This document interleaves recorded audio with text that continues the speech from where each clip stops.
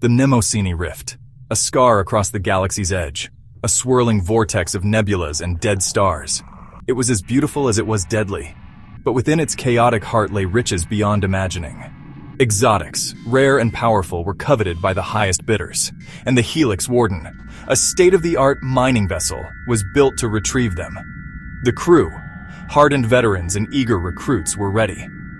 They had trained for years, prepared for every danger, or so they thought.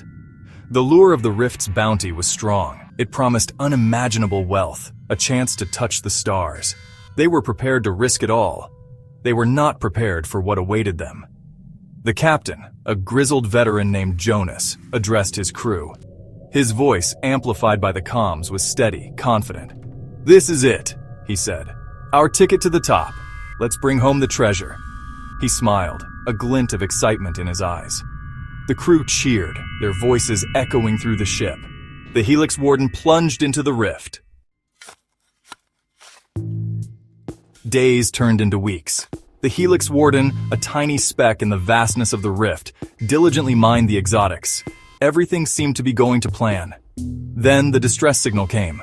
It was faint, garbled, but it was unmistakable. The Reclaimer, a salvage vessel, picked up the signal. Its mission: investigate and, if possible, recover. Captain Eva Galen, a woman known for her cool head and steely resolve, studied the signal. It originated from deep within the Mnemosyne Rift. "Set course," she ordered, her voice betraying no hint of the unease she felt. The Reclaimer, a sturdy, if somewhat battered ship, altered its trajectory. The journey was long, fraught with its own dangers. But Captain Galen was determined. She would find the source of that signal. The Reclaimer arrived at the Helix Warden's last known coordinates. It was eerily silent. The mining vessel, once a beacon of activity, now drifted silently.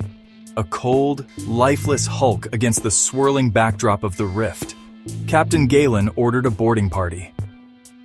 "Let's see what we're dealing with," she said, her voice tight with apprehension. Nothing could have prepared them for what they were about to find. The boarding party, armed and wary, stepped into the Helix Warden's airlock. The air was stale, heavy. The corridors, once bustling with activity, were now empty. An unsettling silence permeated the ship.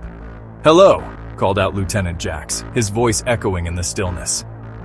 Only silence answered. The silence was unnerving, broken only by the creaking of the ship and the hiss of their own breath. They found the mess hall deserted, plates half full, food rotting on the tables. The crew quarters were equally undisturbed. Personal belongings lay scattered, as if abandoned in haste. It didn't make sense. "Where the hell did they go?" whispered Sergeant Diaz, his hand hovering near his sidearm. "Something's not right," Jax replied, his eyes scanning the shadows. He couldn't shake the feeling of being watched. Then they discovered the stasis container. It was sealed tight, its exterior cold to the touch. A single word was etched on its side: Mnemosyne. A shiver ran down Jax's spine. "Captain," he said, his voice tight, "we need to get out of here. Now." But it was too late. The rift had already claimed them. The first sign was the headaches.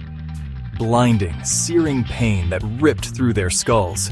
Then came the memory lapses. Small things at first. Forgotten conversations, misplaced tools. But it quickly escalated. Names escaped them. Faces blurred into unrecognizable masks. Fear, cold and insidious, began to grip the crew of the Reclaimer. Lieutenant Jax, once a confident officer, now found himself questioning his own sanity. He stared at his reflection in the metallic surface of a console, his face pale, drawn. "Who are you?" he whispered to his reflection, his voice trembling. The reflection, of course, offered no answers, only stared back with growing terror. The entity was toying with them. The crew turned on each other, their fear fueling paranoia and suspicion.